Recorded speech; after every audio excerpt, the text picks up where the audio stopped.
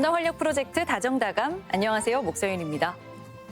학창 시절에 다양한 경험을 하고 견문을 넓히는 것은 매우 중요한데요. 특히 나와 다른 환경과 문화를 직접 체험하고 공부한 경험은 무엇과도 바꿀 수 없는 귀중한 자산입니다. 그간 코로나로 인해서 잠시 중단됐던 전라북도 학생들의 해외 연수가 올해부터 다시 추진된다는 소식이 들려왔는데요. 특히 다문화 가정 학생이 부모님의 고국을 방문하는 프로그램도 진행된다고 합니다. 부모님의 나라를 좀 더 잘 이해하고 경험과 생각의 폭도 넓히는 계기가 되길 바라겠습니다. 오늘 우리 친구 할까요에서는 의료 코디네이터로 일하는 몽골의 바야르마 씨를 만나봅니다. 한국어가 서툰 몽골 유학생과 이주민을 대신해 의료 서비스를 안내해주는 바야르마 씨의 일과 보람 영상 통해서 만나보시죠. 희활하고 동료들에게 정도 많고 너무 멋진 직원이죠. 우리나라 의료 서비스를 받은 외국인은 연간 50만 명. K 의료 서비스를 알리는 오늘의 주인공을 만나볼까요? 저는 몽골에서 온 바야르마라고 합니다. 현재 전주에 위치하고 있는 병원에서 국제 의료 코디네이터 업무를 하고 있습니다.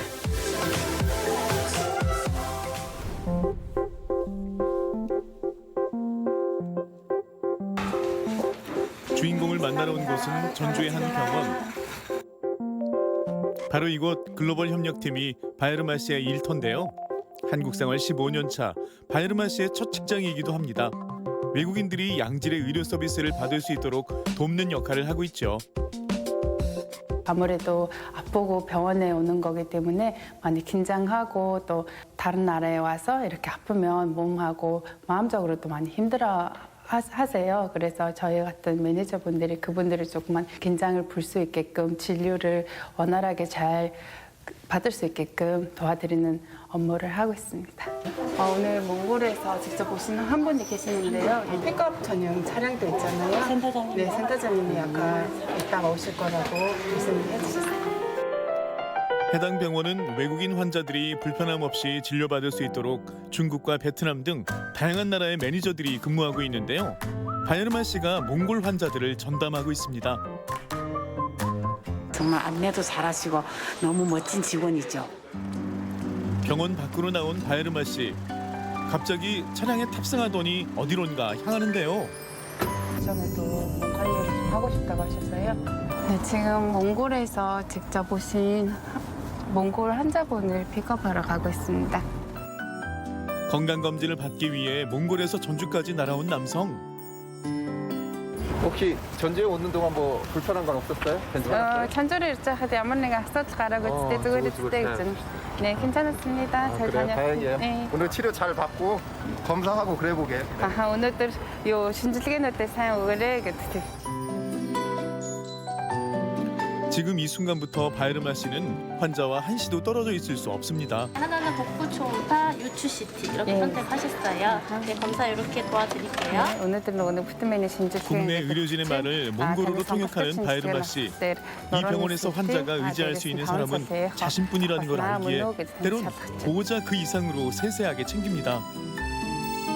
몽골 같은 경우는 국립병원에서 그 건강보험 적용이 100% 보험 군단에서 내주지만 그거로 인해서 그 대기 시간이 되게 오래 걸려요. 일반 환자들 같은 경우는 한 달 기다려도 괜찮지만 중증 환자들이 그런 시간이 없거든요. 그래서 저희한테 빨리 오셔서 여기서 이렇게 진료나 수술이나 뭐 이런 걸 받으러 많이 오세요. 2008년 교환학생으로 한국에 온 주인공. 경영학과 석사 과정을 마쳤지만 국제 의료 코디네이터를 선택했죠. 의사인 엄마 영향이 컸는데요. 저희 어머니가 출장으로 많이 한국에 오세요. 연수 때도 오시고 그럴 때마다 제가 따라다니면서 동역도 해드리고 막 이랬었는데 저도 모르게 어느 순간에 병원에 대한 관심이 되게 커져졌던 것 같아요.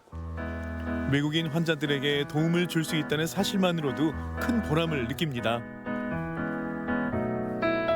지금 예약되는 환자분이 계셔가지고 시간이 조금 지나가지고 빨리 가야 돼요. 이제.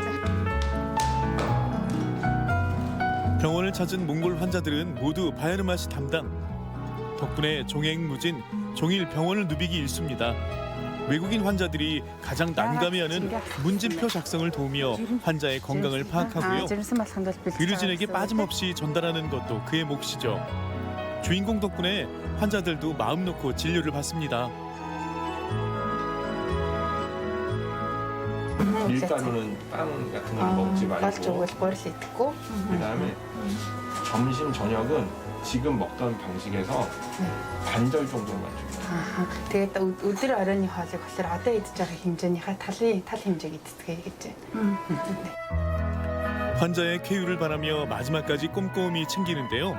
그 마음이 환자에게도 전해지는 것 같네요. Тэр чинь айгүй хэрэгтэй юм чи бид нар чинь угаасаа одоо ямар визгүй байгаа. Тэгээд нөгөө нэг оюутнууд шиг биш сурдаггүй болохоор чинь ингээд яг ийм юм чинь та үнэхээр хэрэгтэй байгаа байхгүй юу?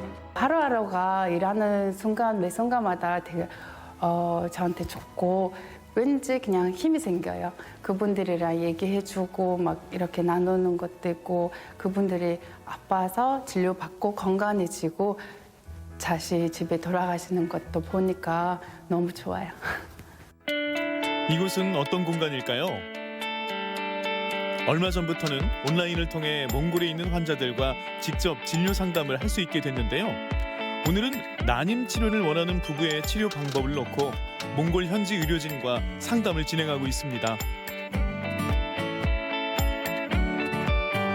직접 환자분들 오시니까 그분들 오시기 전에 물론 상담을 해야 되고 그분들이 어떤 치료를 원하시는지 비자에 필요한 서류들을 뭐인지 알려드리고 저한테 그 서류를 보내주시면 제가 직접 여기서 의료 관광 비자를 신청해주고 있습니다. 최대한 손해 보지 않고 적절한 치료를 받을 수 있도록 물신양면 다 해주기 때문에 우리 바야르마 매니저 덕분에 저희가 몽골 환자분들이 조금씩 점점 늘어나고 있습니다. 점심 식사를 위해 한옥마을에 온 주인공. 오늘 메뉴는 비빔밥이네요. 오전에 건강검진을 마친 몽골에서 온 환자 나으돌착 씨에게 전주 비빔밥을 소개합니다. 세계인의 입맛 사로잡은 전주 비빔밥. 과연 나으돌착 씨 입에는 잘 맞을까요?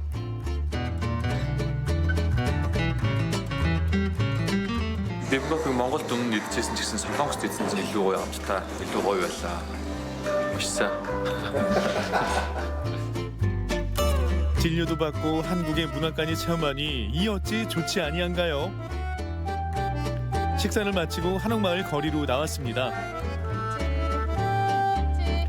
간혹 환자들이 원하는 경우 주요 관광지를 둘러보며 안내를 이어가기도 하는데요. 다시 ямар гэдэг бүр нэг өдөр ингэж хончинд өөрсдийнх нь өдөр үзэж мэддэг ийм газрууд байдаг байхгүй? 한국의 맛을 느껴봤으니 이번엔 멋을 감상할 차례입니다. 한옥의 아름다움과 멋스러움을 설명하는 바야르마 씨. 몽골에서 온 환자에게도 특별한 추억으로 남을 것 같죠? За нэг өдөр ингээд өглөө шинжилгээ өгөөд хотоор ингээд аялаад хүнхээр гоё байлаа. Үнэхээр таалагдлаа. Эмнэлгийн үйлчлэгч үнэхээр гоё байлаа. Үнэхээр үзэсгэлэнтэй үнэхээр гоё газар байна. Тэр тосгоноор явж байгаа ч аюу гоё таалагдлаа. Үнэхээр гоё газар байна. сэтгэл өндөр байна. 국내에 거주하거나 몽골에서 온 외국인 환자들의 건강을 책임진다는 남다른 사명감으로 매 순간 임하는 바야르마 씨. 그에겐 아직 도전하고 싶은 일이 남아 있습니다. 한국어 능력이나 뭐 의료적 지식 이런 거는 기본이라고 생각해요. 그 중에서 제일 중요하다는 게 자신의 진짜 하고 싶어하는 마음이 중요하다고 생각해요. 한국의 이런 의료 기술을 잘 배우면서 의료 시스템을 배우면서 몽골에 가서 도입하는 거예요. 단순히 통역만 하는 일이 아닙니다. 외국인 환자에게 문화적 차이를 설명하고 의료라는 민감한 서비스를 전하는 일은 때론 무거운 책임감이 따르죠. 하지만 오늘도 긍정적인 마음과 친절함으로 외국인 환자를 보살피는 나는 바야르마입니다.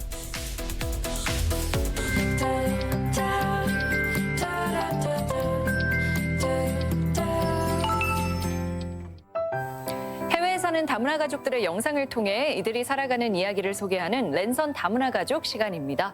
오늘은 베트남으로 가보겠습니다. 먼저 스튜디오에 나와 계신 분 소개해 드릴게요. 이레나 씨 나오셨어요. 안녕하세요. 네, 안녕하세요. 네, 다정다감에 이렇게 이곳에서는 처음 인사드리는 것 같은데요. 시청자 여러분께 간단한 자기소개 부탁드립니다. 네, 안녕하세요. 저는 베트남에서 온 이레나라고 해요. 한국에 온 지 한 9년 정도 됐고 2018년부터 저는 완주군 가족센터에서 다문화 이해 교육 이중 언어 강사로서 활동했고 올해부터는 대학교 국제교류센터에서 근무하고 있어요. 네, 여러 가지 일을 하고 계시네요. 네, 반갑습니다. 레나 씨는 9년 정도 됐다고 했잖아요. 네. 그러면 그때쯤 결혼을 하셨을 텐데 결혼 준비하면서 어떤 점이 가장 어려웠나요?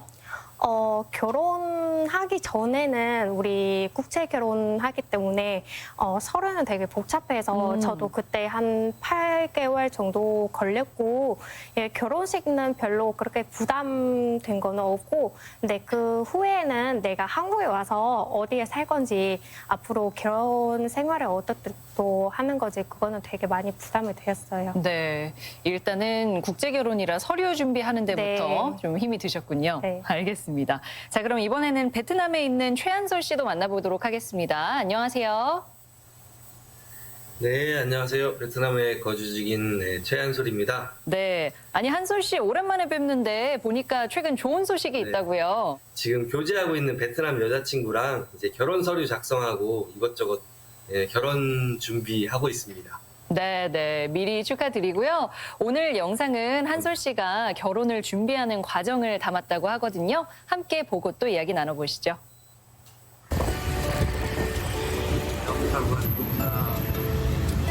저번에 미리 신청해놨었던 거 오늘 가지러 온 날입니다. 다 해줍니다. 결혼하면 이제 증명서,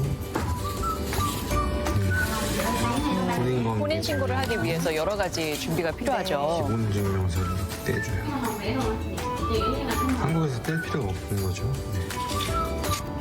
지금 서류 가지고 공증하러 가고 있습니다. 이제 아내 되실 분이신가 봅니다.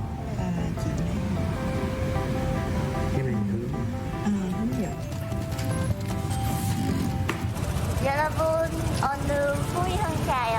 네, 오늘 출근해 갑니다, 여러분. 네, 일단 가보시죠. 집을 보러 가는 중인가 봅니다. 이쪽 편은 입주 준비하라고. 오, 베트남에도 저런 고층 아파트가 있나 봐요. 네, 요즘에 많이 생겼어요.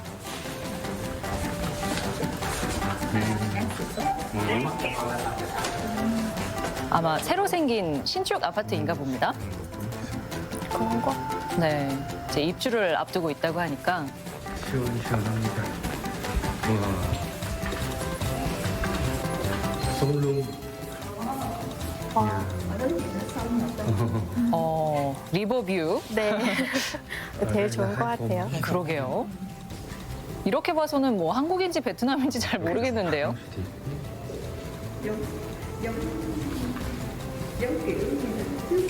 사이공에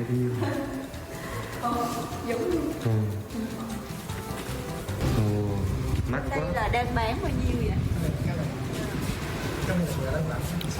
1억을 넘는군요. 네, 되게 비슷하네요. 한국하고. 네. 좋다. 전망이 정말 좋은 것 같아요.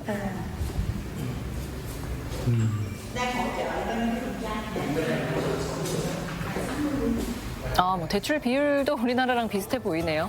여기가 아파트 가운데. 진짜. 수영장이죠. 네. 와, 이건 진짜 부럽네요.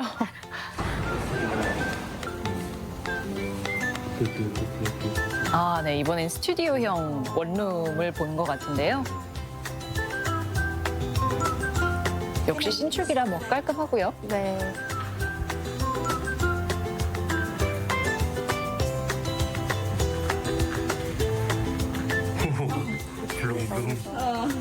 네, 역시 뷰가 좋네요. variety không mắc lắm. 바람이 얼마나 많이 부는지도 중요할 것 같아요. 워낙 덥다 보니까. 네, 그렇죠. 거의 정글이에요, 이 집은. 미리야, 찐찐하게 우유로. 기본적으로 저렇게 물 놀이 시설이라고 해야 될까요? 네, 있는 것 같네요. 또 다음에 리뷰할게요. 다음에 봐요. 네, 한솔 씨 영상 보니까 이제 결혼을 앞두고 여러 가지 준비하느라고 바쁜 시간을 보내고 계신 것 같은데요. 앞서 영상에 나온 부분이 혼인 신고를 하는 과정인 것 같은데 이제 베트남 국제 결혼을 할 때 어떤 것들을 준비해야 하고 뭐 과정이 어떤지 말씀해 주시겠어요?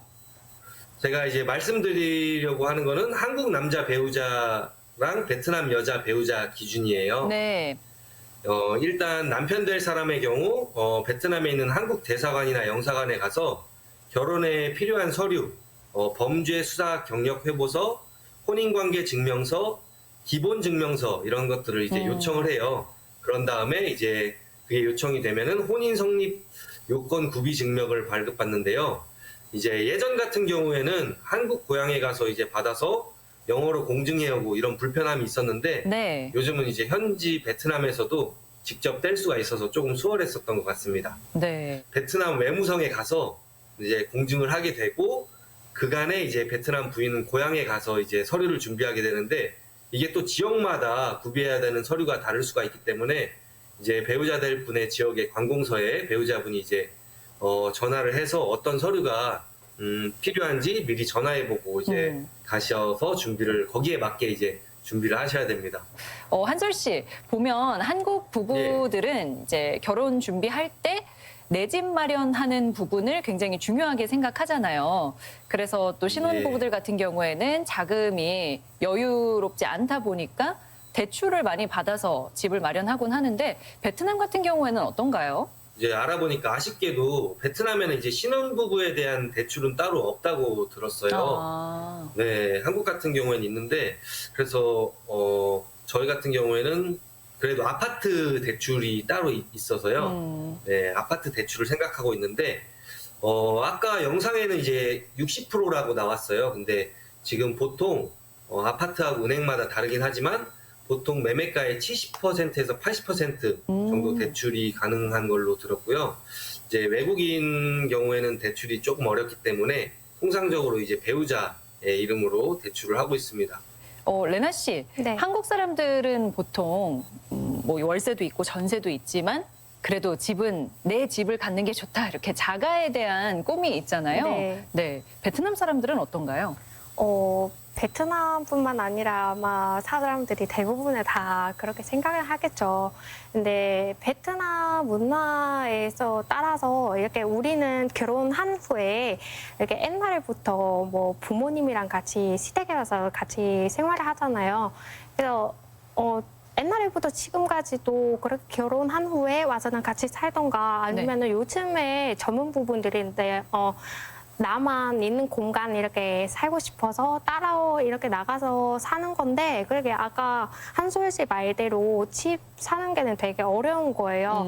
그리고 특히 한국 속에는 뭐 신혼부부나 이렇게 저소득 같은 경우 뭐 지원 정책도 많지만 베트남에 아직 그런 정책은 없어서 만약에 뭐 아파트나 이렇게 월세, 절세 살려면 뭐 부모님들이 어느 정도는 도와주고 아니면은 본인이 뭐 좋은 직급 이렇게 좋은 좀 높은 소득은 갖고 있어야 이렇게 나가서 뭐 아파트는 구매할 수 있는 거예요. 네, 방금 레나 씨가 이야기한 것처럼 보통은 뭐 결혼을 해도 가족이 함께 사는 형태를 많이 보였던 것 같은데 그 베트남 사람들은 어떤 주거 형태를 선호하는지도 말씀해 주시면 좋을 것 같아요. 한국도 그렇겠지만 베트남도 농촌하고 이제 도시의 주거 형태가 조금 달라요. 농촌의 경우에는 이제 기본적인 구조는 이제 마당을 중심으로 이제 본채랑 부엌채 그리고 가축을 키우는 우리 등 같은 걸로 이렇게 돼 있는데요. 베트남도 최근 10여 년 사이에 많은 변화가 있다고 들었어요. 네, 전통집의 형태에서 지금은 이제 농촌도 벽돌로 지어진 2층, 3층의 다층 주택이 인기가 많다고 해요. 그리고 이제 도시 같은 경우에는 과거 1층에는 이제 장사 이제 하는 거, 식당이나 이제 매점 등을 할 수 있고 2층, 3층에는 이제 거주할 수 있는 그런 구조로 돼 있어서 집에서 이제 수익도 창출하고 거주도 하는 가족들이 거주도 할 수 있는 이런 구조의 형태가 인기가 많았어요. 현재도 이제 기성세대들한테는 이런 집이 인기가 많이 있는데 젊은 친구들 같은 경우에는 한국처럼 이제 사무랑 주거랑 이제 좀 나누어진 공간, 주상복합 아파트나 이런 개인주택을 선호한다고 합니다. 네. 오늘은 그 일반 시민들이 어떤 주거 형태로 살아가는지 알 수 있는 시간이었던 것 같습니다. 네, 오늘 나와주신 최한솔 씨 고맙습니다. 감사합니다. 네, 그리고 레나 씨도 고맙습니다. 네, 감사합니다.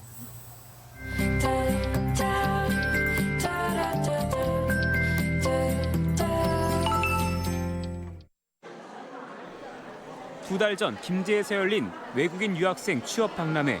그야말로 장사진이 따로 없습니다. 모두 전라북도, 그중에서도 인구 감소 지역을 타겟으로 취업을 희망하는 외국인 유학생입니다. 일자리도 일자리지만 지역 특화형 비자가 주된 목적. 근로계약만 잘 유지되면 5년의 거주가 보장되는 비자인데 가족까지 초청해 취업 기회를 덤으로 제공받을 수 있기 때문입니다.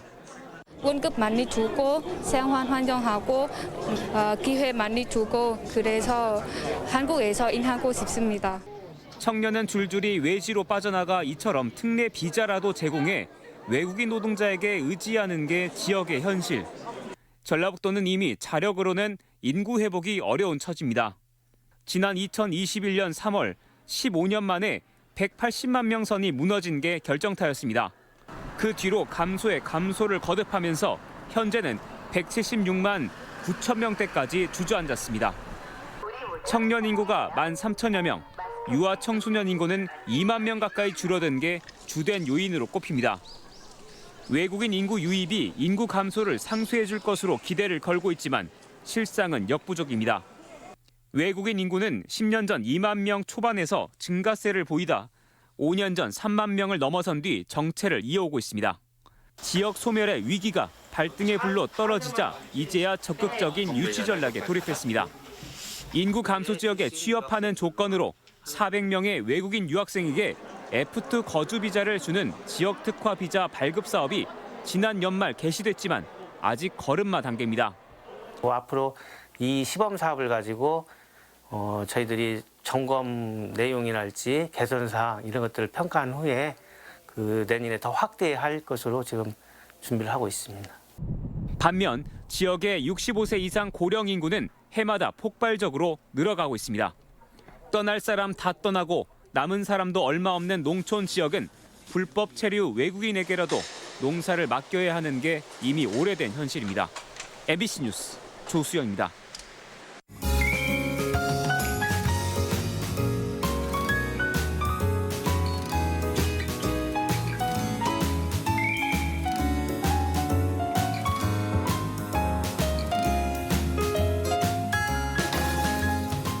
고창군 가족센터에서는 검정고시반 학습자를 모집합니다.